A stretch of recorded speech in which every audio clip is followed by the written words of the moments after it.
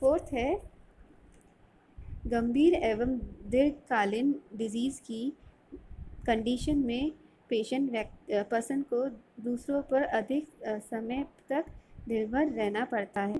Fifth है इसकी दशा में कंडीशन में विशेषकर वृद्धावस्था में पेशेंट पर्सन को परिवार के पीपल्स पर निर्भर रहना पड़ता है। सिक्स है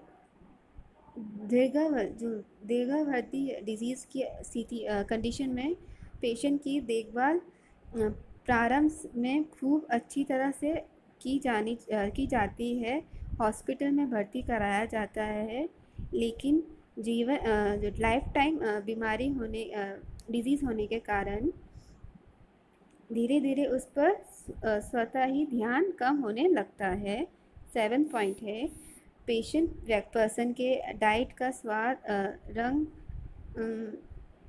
सुगंध एवं स्वरूप सामान्य व्यक्ति की अपेक्षा भिन्न होता है, इसलिए वे कभी कभी कॉमन डाइट खाने के लिए मचल उठता है।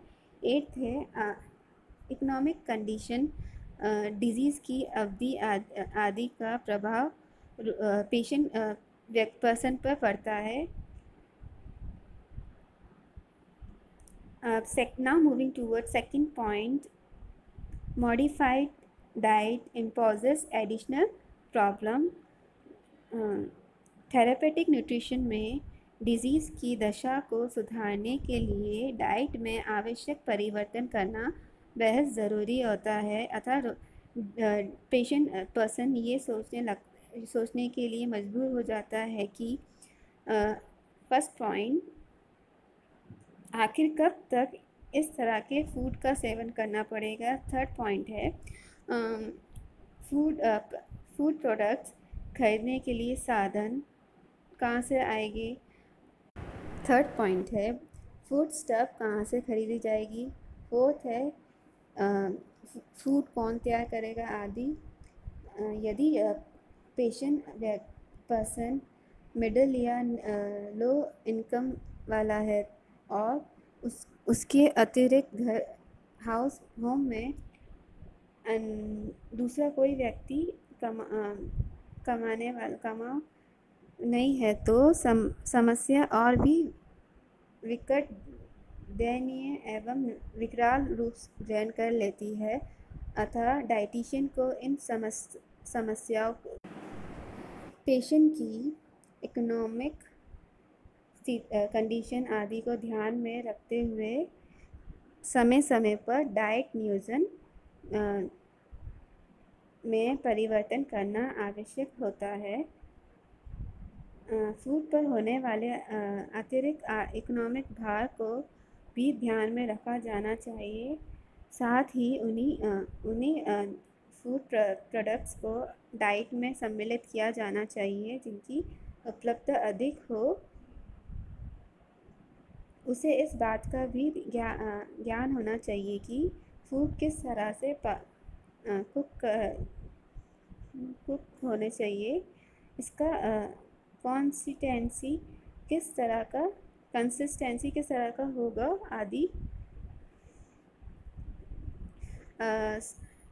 सारांश में कहा जा सकता है कि डाइटिशियन को पेशेंट द्वारा उत्पन्न समस्याओं का समाधान ढूंढना पड़ता है। पेशेंट की मुख्य समस्या है। फिफ्थ है थेरापेटिक डाइट रोज़ खाने से जी उब जाना। Third emotional tension. Now moving toward emotional tension.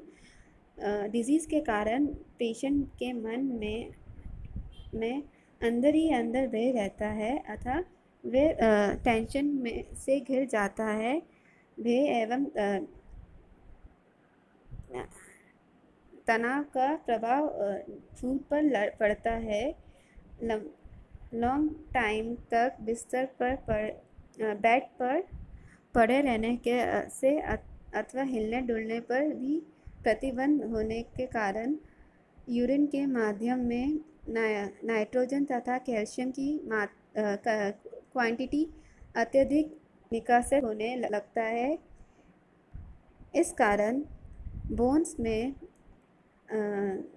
Minerals की कमी, डीमिनरलाइजेशन होने लगता है।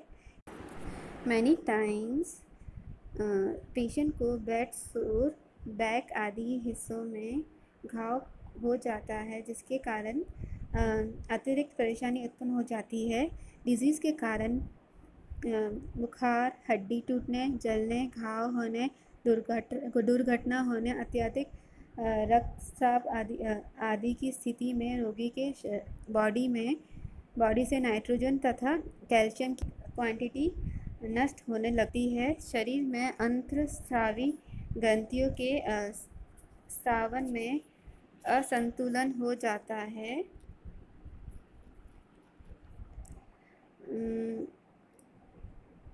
इस कारण विटामिन्स एवं मिनरल्स का अवशोषण प्रभावित होता है। रोगी कई न्यूट्रिशन न्यूनता जनती है,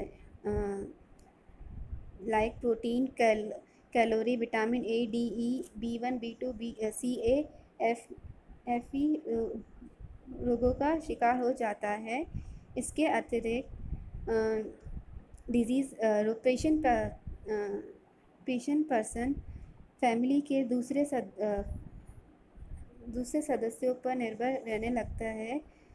डिजीज़ के कारण इसका स्वयं का व्यक्तित्व प्रभावित होता है। इस कारण भी इसे तनाव एवं चिंता होने लगती है।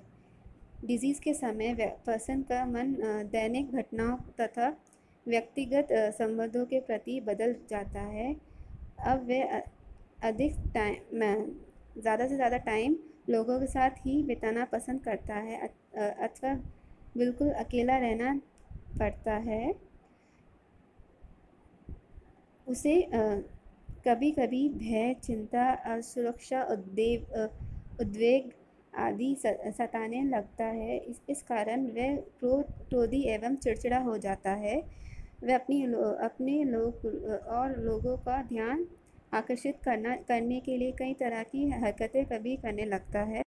इमोशनल कारण से वे फूड ग्रहण करने में साफ मना कर देता है।